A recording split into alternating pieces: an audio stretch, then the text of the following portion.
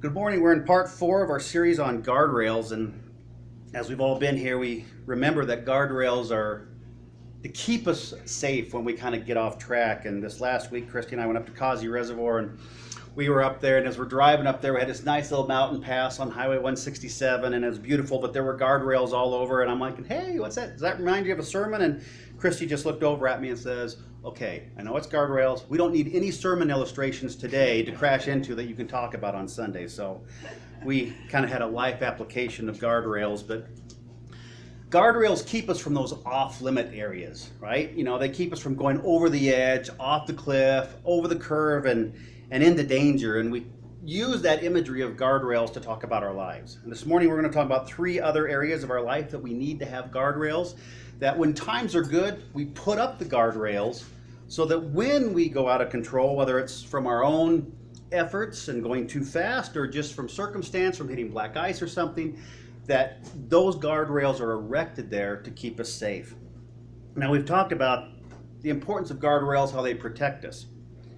But we haven't talked about something, and that's how guardrails direct us, right? Guardrails protect us, and guardrails direct us. In that, what I mean is this. Like when we were driving over the mountain past the Causey Reservoir, we're driving up on the hill, and we're coming to a curve, and I can see the guardrail ahead of me, right? Like a quarter mile down the road. Well, immediately what that does in directing my life is it gives me an instant warning that says, hey, there's danger ahead. And it makes me pause and consider how I'm going to take that curve. Now, it gives me time to think, because as guardrails protect us when we get out of control, they also direct us and give us a chance to look ahead to see where there's potential danger and consider changing how we're approaching that curve or that cliff. For me, not always, but most times it means I need to slow down a little bit, right? I need to consider how I'm going to go around that curve, at what speed, and how I'm going to control the wheel, that in that moment, I can't be looking around. I need to focus on that curve, and that's how guardrails direct us. It's almost like a pre-warning sign saying, hey, danger ahead, slow down, think about what you're doing, and make the right decision so that you don't go into danger. So guardrails protect, and guardrails direct. And that's what we're talking about this morning, is how guardrails direct.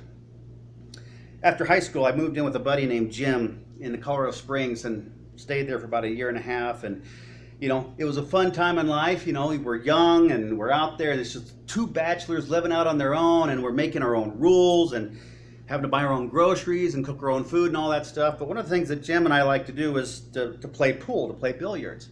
So once a week there was this great big tournament billiards place that we'd go to that had like 50 billiards tables on there. So we'd go there, spend a couple hours. It was cheap to play pool, and we had a lot of fun, and over the time we made a lot of friends and stuff. But one night we were there and we're playing pool, and there was a whole group of about 5 or 6 people that they'd been watching us for a couple weeks and played pool and said hi a couple times, and they came over and asked if we'd like to head over to their house and hang out. Sure, sounds like a good idea. So we quit early, we went to their house, and here's where guardrails direct. We got to their house, and the first thing that happened was, got in, they jammed the music on, we're like, hey, this is kind of fun. But then they pulled out a bunch of drugs. And we're like, whoa, guardrail, right? I mean, we didn't expect that. That's not what we had in mind. That's not what we intended. So immediately there was a guardrail going on. Then as we're there, Jim had a girlfriend. I didn't at the time. This one girl was kind of checking me out a whole bit, and she kind of walked up to me and made a comment. She goes, hey, if anything happens later tonight, it's okay because I'm already pregnant. Wow. Yeah, I didn't quite expect that. She was pretty blunt and bold. Well, do you see any guardrails in that story? Just a few, right? Well, that was the last time we ever saw those people or hung out with them, and we took off and left. And I think about how God was directing my life at that point in time, that probably I shouldn't have been there in the first place because we really didn't know him. But God gave me the insight to have these guardrails, these warnings that came up that said, hey, if you make a bad decision here, you're probably going to pay for this the rest of your life. Now, I think back in that guardrail time when they took the drugs out and the comment from the girl and all that was going on that caused Jim and I to leave, was that if I hadn't paid attention to those guardrails and considered the future, well, one, I probably wouldn't be here. I'd probably still be living in Colorado Springs. Probably would have been married and divorced at least once. I would definitely not have gone to college. I wouldn't have met Christy. I wouldn't have had 3 kids. I wouldn't be in ministry here with you. But I would probably be back in Colorado Springs, just kind of trying to make ends meet, being miserable, having the kids at her house for the weekend, my house for the weekend, going back and forth. We see that story all the time, don't we? Now, I don't know if that's what would have happened, but I kind of think it probably would have, because what could have happened in one single day could have changed my life forever if we hadn't gotten out of there. That's what guardrails do. Guardrails are those warnings that says, hey, you need to think about what you're doing right now, because this is a dangerous spot and you need to consider maybe adjusting what you're doing.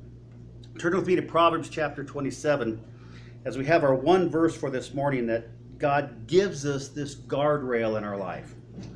So Proverbs 27 verse 12, and I'm reading out of the NIV this morning, and it states this: the prudent see danger and take refuge, but the simple keep going and suffer for it.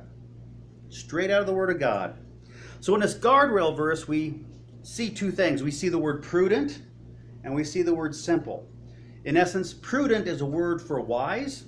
Simple is a word for what? Foolish, right? So this verse simply tells us that the prudent see danger, and what do? They take some kind of action. What do?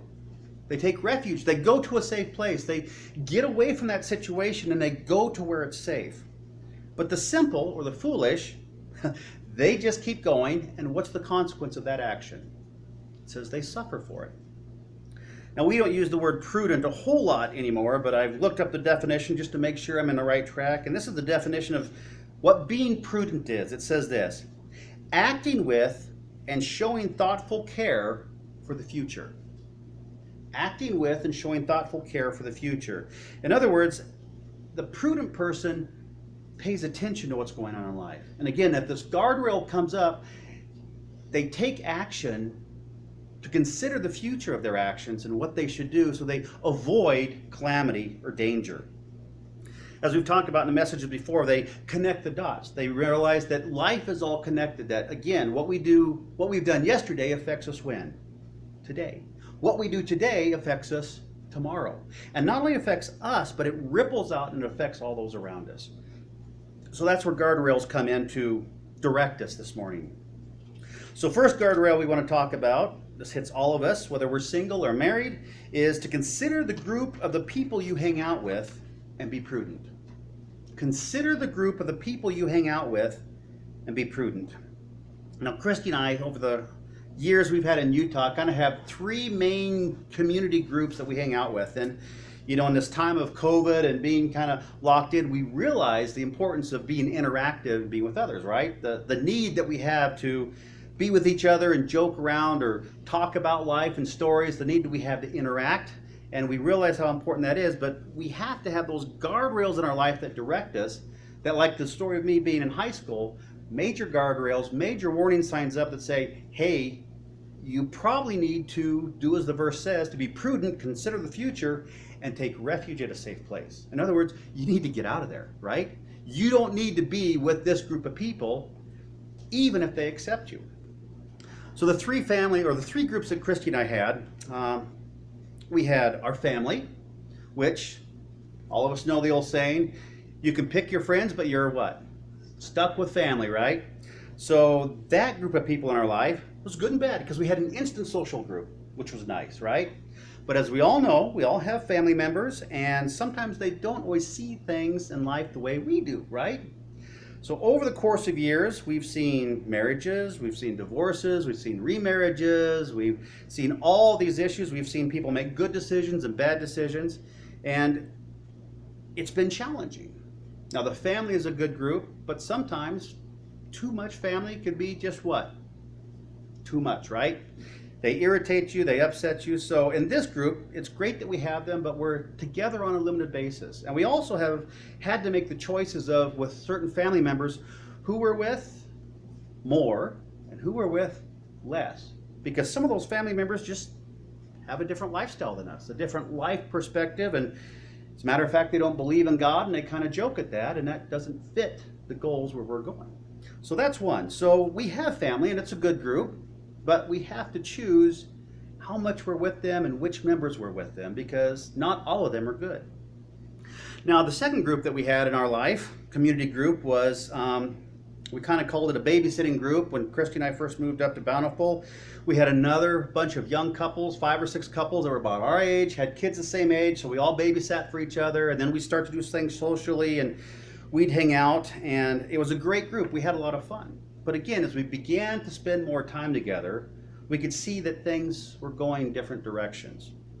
For example, we were invited by one couple to come over at midnight to have a seed blessing, ISIS seed blessing on the seed that they were going to grow in their garden that year. So we kind of said no to that. We had another couple that, as their homosexual son was growing up, they encouraged that, and we accepted them, but we couldn't be part of that lifestyle. We had other couples that 3 of the couples had affairs.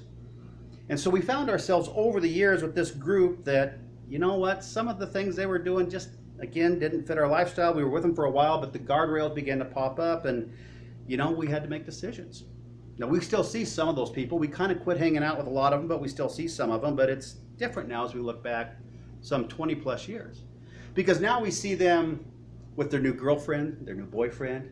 We see their grown-up kids, and it's sometimes a little uncomfortable to talk about because their parents are split or something's going on, and it's just different. So it was good for a while, but as we began to see how their lives were going and our lives were going, we just kind of had to put some distance in there in that group because there were too many guardrails. Now, the third group we had in our life was Wasatch. Now, we've had ups and downs at Wasatch. People come when we did a lot of ministry with the rescue mission. We'd have guys that would relapse. We'd have all kinds of stuff going on. But the cool thing about Wasatch is this, that we've always had this committed group of people that continued to meet and love the Lord, forgave and held each other up, encouraged one another, and the goal was to draw closer to Christ. Now, as we considered that group, it was hard because it cost us a lot. Number one, what happened, what God did in that group was our young adult friends, our babysitting group, went camping and all kinds of stuff on the weekends. And they always invited us. Well, guess what? We couldn't go with them. It cost us because we're here. We're having potluck. We're having a work day. We're having church. And it was one of those things where at the time, God's saying, what's your priorities? Do you want to be with my people, or do you want to go play with those others? And as God would have it, He kept us here. So we found our life being poured out here with you and other people. And what God did with that was a really cool thing. That even through the struggles, which the Bible promises there'll be struggles, right? God kept us together and moved our lives. In fact, what God did in that was it created a good marriage with Christy and I, because it kept us focused when we had failures with each other, to keep us focused on who God was making us to be, not who we were at that moment. And I look back and see what God did in that, in this social group, that, it's probably one of the greatest gifts you can give your children is a good, solid marriage, right? Our kids have been blessed because they had to stay here, because we were here. They had to stay for elders meetings, they had to stay for work days, they had to stay for all the stuff afterwards. But now we look back and we have 3 sons that are in ministry, pursuing God, and that's where they feel normal, that spending a lot of time with a church group is their normal. And they like that, and they want that, and they desire that.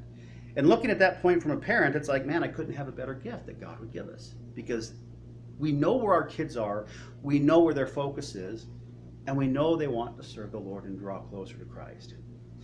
So we see our three groups in our life. Our family, we still got them, we still see them, but on a limited basis. We have that babysitting group, which is pretty much disbanded, no longer there, because we saw the guardrails going on. And then we have our church. That God has blessed us in this community group, that even though we have ups and downs, we have people come, we have people go, we have issues to deal with, that because it's Christ that unifies us, it's Christ that gives us purpose, that this community group, out of all the community groups, has blessed us the most.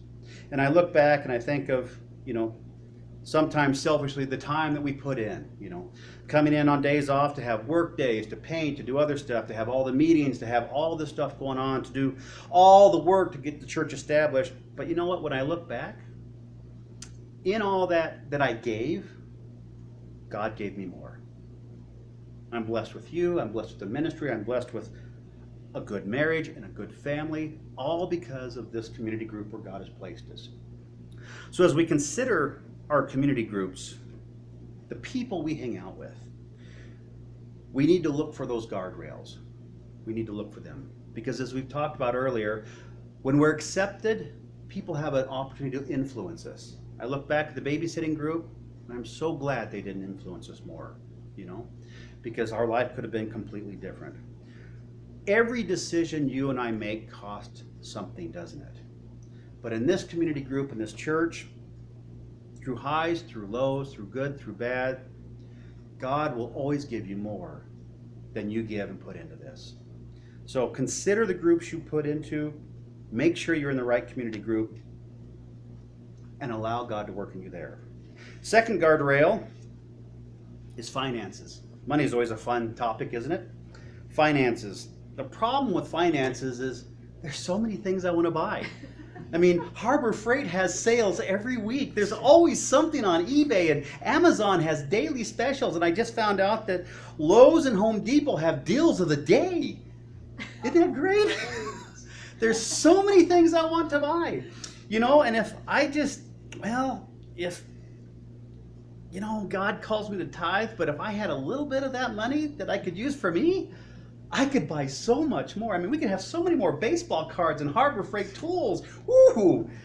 We could build another shed and a shop for me. That'd be great, right? That God calls us to be prudent with our finances. And again, we have this issue of ownership. We tend to think that our money is ours. Well, whose is it really? It's all God's. I've been listening in 1st and 2nd Chronicles, going through there, and it's where David wants to build the temple for God. And God tells David no, because he's a man of war, he's a man of bloodshed. And God says, you can't make this holy thing because you've been a man of battles and fighting. But your son Solomon, he can build it. So as they build this and they get all this stuff together, it's interesting that David says, Lord, I have all these resources that literally all I'm doing is I'm giving back to you all the stuff you've given to me. And it's amazing as I listen to that story of that and the tabernacle, the tent of meeting that they made when the people were going through the desert, that everything they gave to make this sanctuary was just because God had already given it to them. When the people went out of Egypt, the people just gave them gold and riches and whatever they want. And when they get out in the desert, God says, I want a tent of meeting. Bring all that stuff back so we can make that temple. And David goes through the same thing where he's got all this wealth and everything, but when he makes the temple for God, he just says, I'm just giving God back what he gave me. You and I, when we tithe, when we give, when we sacrifice, when we share, all we're doing is giving back to God what he's given us. It's kind of like saying, hey, thanks for letting me borrow this for a while, and I'll give it back to you because you own it. That our finances, we don't own what we have. As a church, we've gone through financial peace twice. Most of us have gone through that, and now Christy and I haven't done it 100%, but maybe 50, 60%? And it's been years. Well, now we're reaping the financial benefits of that discipline. That of 1, getting out of debt. 2, realizing that it's God's money, not ours. 3, disciplining, obeying these principles that says, give God a tithe, 10% plus, save 10% plus, and then learn to live on the rest, no matter whether it's more or little. And the great thing about being prudent in our finances with God is this: it doesn't matter whether you make $10,000 a year or $100,000 a year. The percentage to give back to God is what? The same. He calls for a tithe, the tenth. And if you're willing to give more than that, to give sacrificially, that as God has called us to be prudent in our finances and to tithe constantly, whether like now I'm on furlough, we still tithe. Just because it's unemployment doesn't mean we don't tithe. Or whether we have a good job, we tithe, that God calls us to give that. And if we do, we just give back to God what's his. And then God allows us to put a little bit away, and then we learn to live on that remaining amount. Looking through some of the stuff this week on MSN and some research on finances, People that don't live in that godly principle, that kind of, like I stated when I first talked about this, that there's so many things I need to buy, right? There's so much stuff I want, and well, I need it, right? I just can't live without it. That if I just didn't tithe and give to God, I could have that stuff. Well, isn't that kind of what Lucifer thought? Well, God wants me to do this with the gifts he's given me, but I really want to do it my way. And we know the story of Lucifer falling from heaven, and all because he wanted things his way. And that's where God calls us to be prudent to consider the future of what we're doing. And I'm sure everyone in here has been through abundant times and slim times. Looking through MSN, it was interesting to see that it said that right now, a survey was done this last little while all this COVID stuff is going on and people are out of work, that 37% of Americans, if there was a $400 incident that hit them, it would break them financially. Freezer broke down, dryer broke down, car broke down. If there was something for 37% of Americans, that if a $400 hit them in 1 week, it would financially break them. That's amazing. $400 totally break them for good. Another study said that 22% of our entire nation have less than $5,000 saved for retirement. And the two biggest groups in that are, one, the millennials. There's 72.1 millennials, ages 23 to 38. And here's the scary part for me, the boomers. 71.6 million boomers. And 22% of those have less than $5,000 saved for retirement. That hits me because I think about the fact of, not that retirement is necessarily biblical, but I'm realizing as I age that I just can't quite do what I used to do when I was 20 and 30 and 40. That physically I need a little bit more care, and some of these things as I'm looking ahead to the future that I may need to pay people to do for me because I can't physically or mentally do it myself. That the fact is, as I consider my life today, finances, and the future, that if I don't save now, there will be nothing there later. Now, for all of us, we have that ability. The fact that if you save $1, you're still saving $1. If you save $10, you're saving $10. God's way of doing it, again, he calls us to be prudent, to consider that, to think, I may need something in the future. In fact, God calls us to tithe, to save, to have enough not just for ourselves, but who else? For others, to share with others.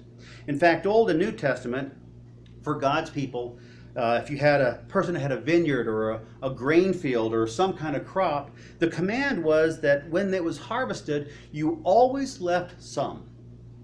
Because that was for the poor. As the Bible says, you'll always have the poor with you. They'll always be there. And God provided through those landowners that when they took their harvest in, God's command to them was to leave a little bit that these poor people could come and glean and still have sustenance. And it was a command of God. In our lives, we're called to do the same thing. God calls us as Christians to give that tithe, to save some money, and then to learn to live, whether you're on $10,000 a year or $100,000, learn to live on those means that you have all that you need and enough to share, enough to give to those who are in need. So be prudent in our finances. As I consider our group moving forward in 10 years, will you have been prudent? Will you put money away? Will you pay your bills? I mean, I think of all the things I could buy if I didn't tithe, but I think of all the blessings God gives me as I'm prudent in my finances. That again, when we give that tithe to God, all we're really doing is giving back to Him what He's already given us. It's just an exchange back. The third area of guardrail that we want to talk about this morning is one of our really fun ones. First, the people we hang out with. Second, our finances. And the third is this thing called discipline. Now, y'all love discipline, right? Isn't that a fun word? Discipline is doing what you need to do consistently. We think about the Olympic athletes, as we were talking about this morning before church, that some of these guys spend their entire life working to receive a medal.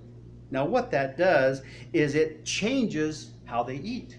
what they eat. It changes what they do. In fact, for a lot of them working up to that Olympic medal, they don't go out and hang out with the friends because they're working out in whatever field they're working out in, whatever their skill is. And they're spending time in the gym and honing their body better and better. And so they don't have the social life that a lot of people have. They don't just go out and order a pizza or, Subway sandwich or, Mo Betters or something because they can.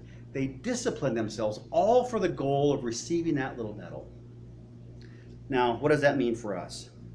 Well, God blesses us with resources, with family, with possessions, with finances, and God calls us to be prudent, to consider what we're doing with those things, whether it's our body, our house, our car, our family, to be prudent in how we take care of those things, to consider the future, right?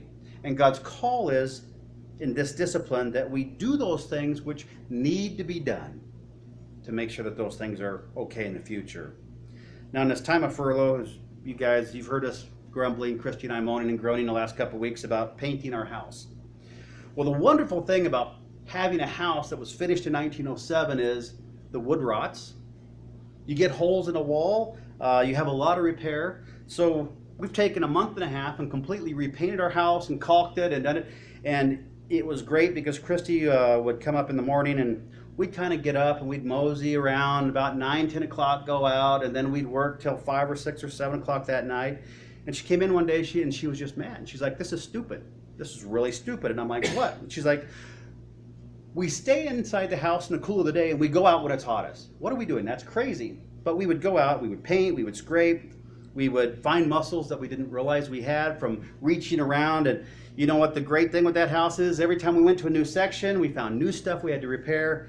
And it just wasn't fun.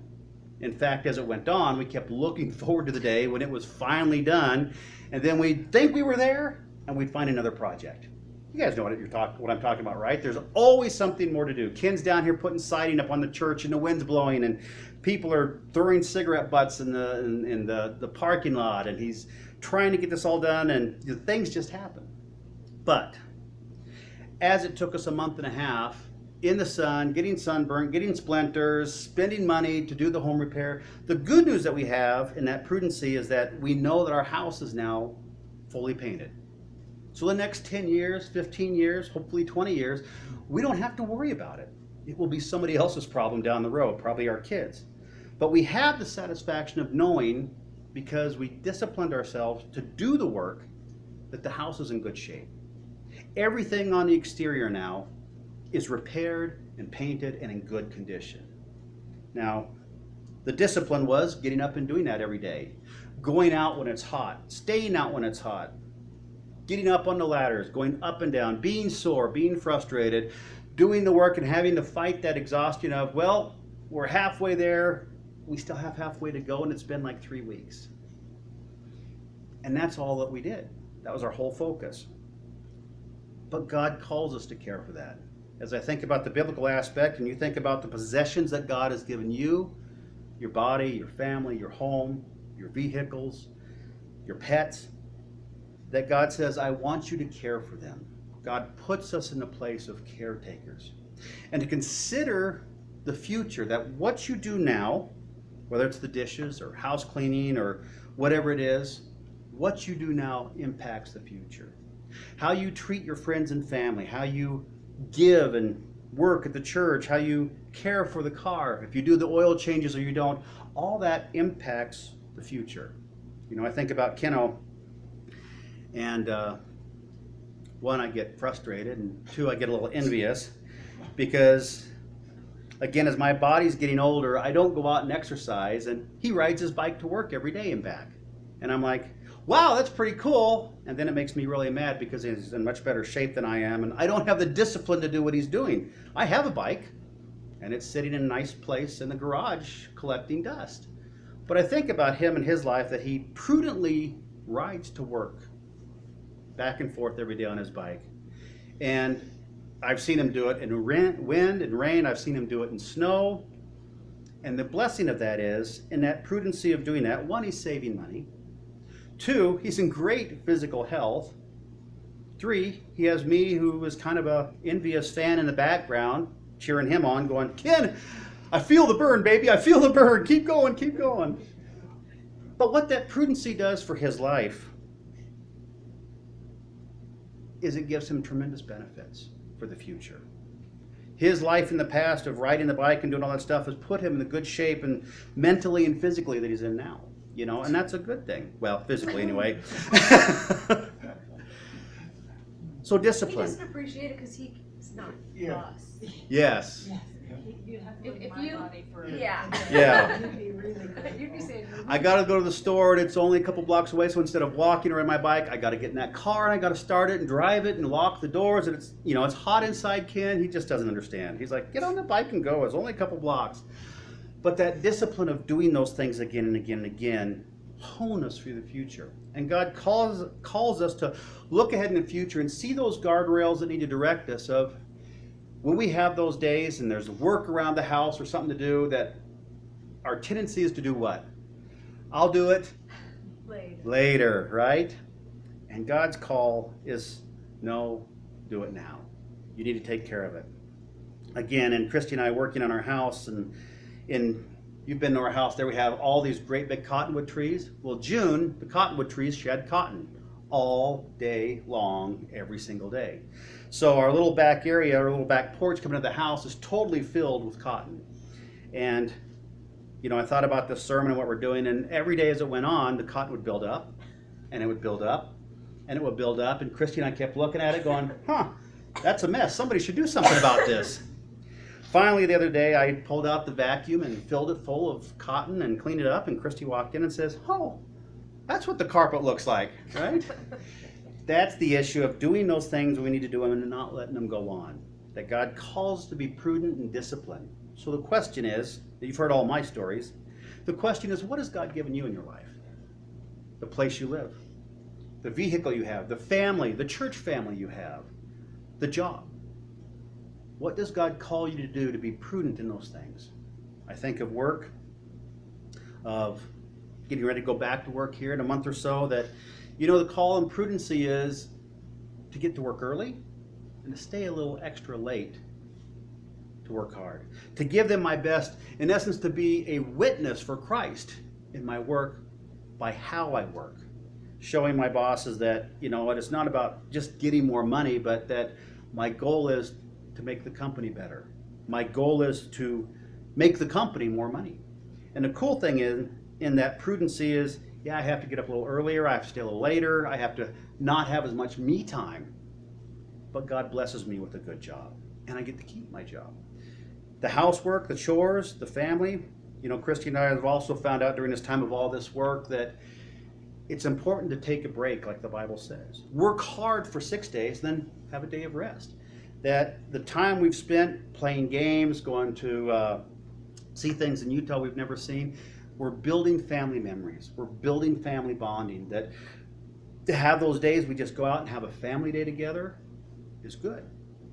Discipline for the church to make sure that I prepare to have something hopefully good for you, to give you something every Sunday. Prudency in all that God gives us. So in your discipline, being prudent for the Lord, how does God call you to take care of what He's given you? You know, for me, I think about going to the gym once a year. You know what that really does for me? All it does is make me sore and not want to go back. But if I go daily, if I keep doing it, I began to like it because I see the benefits of it. God calls us to be prudent in our lives with discipline. Again, in our work, in our family, in our church, in our possessions. So what is God calling you to do in that prudency? The guardrails of directing you to say, hey, you could take some time off, but what will that cost you in the long run? Well, you could relax and put it off till tomorrow, but what consequence will that give you down the road? That God gives us these guardrails to remind us to say, hey, this is not here just to protect you, but to direct you. And that you can consider the future and what you do now and how it impacts that. That you get to make that choice before you get to the guardrail. So, enough said, let's pray. Father in heaven, we thank you for this morning. Lord, I thank you for this group of family and friends, Lord, their willingness to continue to be here. And Lord, I pray that in my fumbling and with the words that you give me, that their hearts would be touched and blessed, that you would cause them to draw near to you, Lord, that it would be your Holy Spirit working in their lives to see the guardrails ahead, to know where you are directing them in the areas of their life. That, Lord, as we've all gone through life with good and bad, that you would direct them and cause them to consider their future and all that you've blessed them with, to make good, wise choices, to build up those treasures in heaven, to be a witness by how they live to others, a witness of what God can do in people's lives, what God can do with broken lives, with failed lives, with lives in the past we've made the wrong mistakes and we haven't been prudent, and how God can change that. Lord, may we glorify you by how we live and how we take care of all that you've blessed us with. In Jesus' name, amen.